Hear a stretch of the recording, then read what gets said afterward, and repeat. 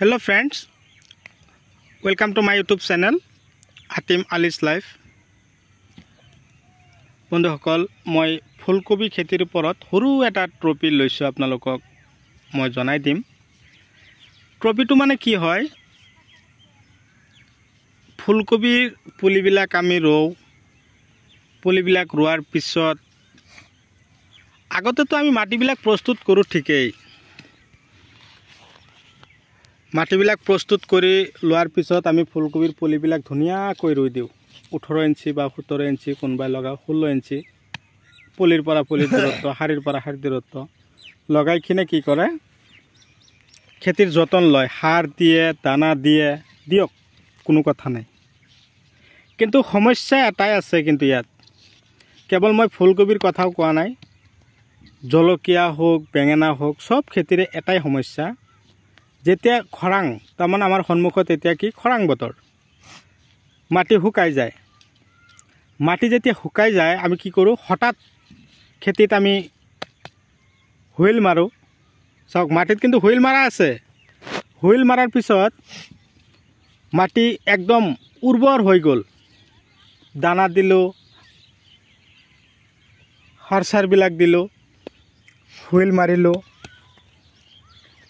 মাৰাৰ পিছত গছৰ গুৰিত মাটি ওখ হ'ল বা গছৰ গুৰিত মাটি জমা হ'ল।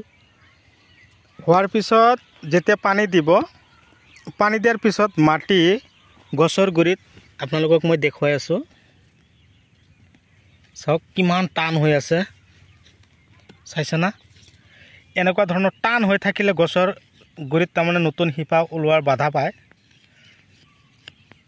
যেতিয়া মাটি যেতিয়া টান হৈ যাব, তেতিয়া সেই ঠাইৰ পৰা নতুন শিপা ওলাওঁতে মাটিয়ে কি কৰিব, যেতিয়া একদম পুৰা টাইট হৈ যাব তেতিয়া এই শিপা ওলোৱাত বাধা দিয়ে মাটিয়ে।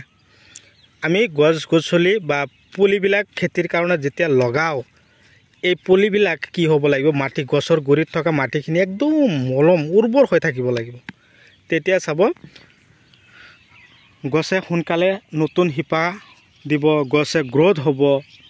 সেইকাৰণে কি কৰা হৈছে, চাওক খেতিয়কে এই গছৰ গুৰিত থকা যিটো মাটি, যিখিনি মাটি আছে সেই মাটিখিনি একদম ধুনীয়াকৈ ভাঙি দি আছে। আৰু তাৰ আগতে কি কৰিব, এই 95 দানা আগতে সিঁচি লৈ তাৰপিছত গছৰ গুৰিৰ মাটি এনেকৈ ভাঙি দিব। চাওক এটা গছৰ গুৰি ভাঙি আছে, আপোনালোকে লক্ষ্য কৰিব। এয়া চাওক ভাঙি দিয়া হ'ল মাটি। আজিতো সন্ধিয়া হৈ গ'ল, কালি মৰ্ণিঙত মোটামুটি 10টা বাজোতে এই মাটি শুকাই যাব। শুকাই যোৱাৰ পিছত আকৌ খেতি যেতিয়া আকৌ এনেকৈ হুইল মাৰিব, তেতিয়া মাটি আকৌ গছৰ গুৰিত আহিব। এইটো খেতি আপোনালোকে ভাবিছে বহুত দিন হৈছে লগোৱা, একেবাৰে মিছা কথা। এসপ্তাহৰ ভিতৰত চাওক কিমান ধুনীয়া হৈছে। কিন্তু খেতিয়কে খেতিত ধুনীয়াকৈ যতন লৈছে, সেইকাৰণেহে হৈছে।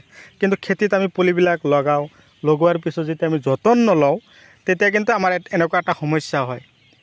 তো ভিডিঅ' চাই কেনে পালে কমেণ্ট কৰি জনাবৰ কাৰণে নাপাহৰিব। যিমান পাৰে শ্বেয়াৰ কৰিব। যদি চেনেলৰ নতুন ভিউৱাৰ্ছ হিচাপে আছে ছাবস্ক্ৰাইব কৰি দিব।